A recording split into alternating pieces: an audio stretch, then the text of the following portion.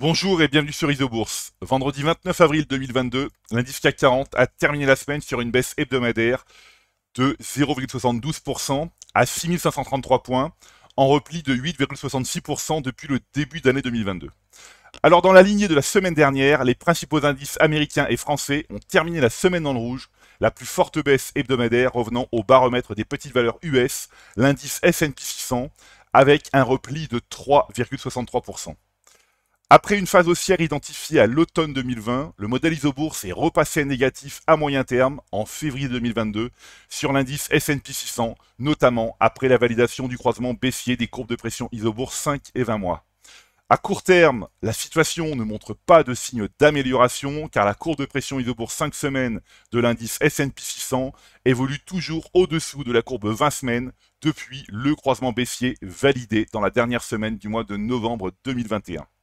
Dans l'ensemble, et comme nous l'observons depuis quelques mois maintenant, les bourses de Paris et de Wall Street sont mal orientées à moyen terme, à l'image du consensus mensuel Isobourse sur les principaux indices américains et français, toutes catégories confondues.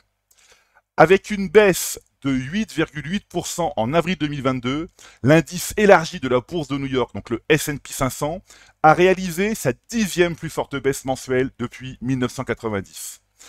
Après une phase haussière identifiée en août 2020, le modèle Isobourse est repassé négatif à moyen terme en janvier 2022 sur l'indice S&P 500, notamment après la validation du croisement baissier des courbes de pression Isobourse 5 et 20 mois. Quand la courbe de pression Isobourse 5 mois évolue au-dessous de la courbe 20 mois, et comme c'est d'ailleurs le cas sur l'ensemble des indices américains et français, nous savons que nous évoluons dans une phase de marché complexe à moyen terme, mais, je le répète, nous ne connaissons ni l'amplitude ni la durée de l'instabilité. Passons maintenant à l'analyse des actions qui composent les 6 principaux indices de la zone euro, notamment les indices DAX, CAC 40, FTSE MIB, IBEX 35, AEX et BEL 20, soit près de 200 valeurs.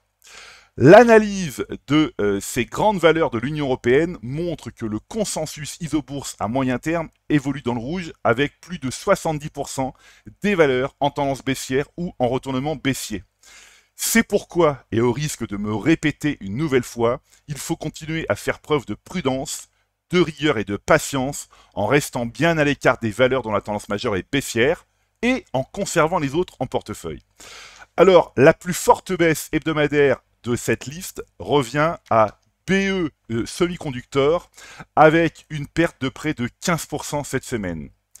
Après une phase haussière identifiée en juillet 2019 et un gain de 184%, le modèle Isobourse est repassé négatif à moyen terme en janvier 2022 sur le titre du fabricant néerlandais d'équipements d'assemblage de semi-conducteurs.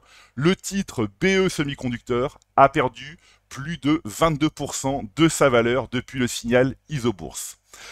A l'inverse, et parmi justement les plus fortes hausses hebdomadaires de cette liste, l'action Repsol a gagné plus de 8% cette semaine. Le modèle Isobourse est positif à moyen terme sur le titre du groupe pétrolier espagnol depuis le croisement haussier des courbes de pression Isobourse 5 et 20 mois validé en février 2021. Le titre Repsol a progressé de 36% depuis le signal Isobourse. Alors, le modèle Isobourse n'a pas la prétention d'être capable de prédire le futur. Il se concentre uniquement sur l'application de règles qui lui permettent d'être statistiquement gagnant sur une longue période. C'est pourquoi une action dite positive à moyen terme ne doit représenter qu'une proportion minimale du portefeuille. Par exemple, une position de 3% du portefeuille peut faire perdre 1,5% du portefeuille à l'investisseur si la valeur vient à baisser brutalement de 50% par rapport au prix d'achat. La diversification est une donnée clé en investissement. Voilà, c'est maintenant à vous de faire le point de vos valeurs en portefeuille avec Isobourse. Je vous donne rendez-vous pour ma prochaine chronique et d'ici là, restez avec nous sur Isobourse.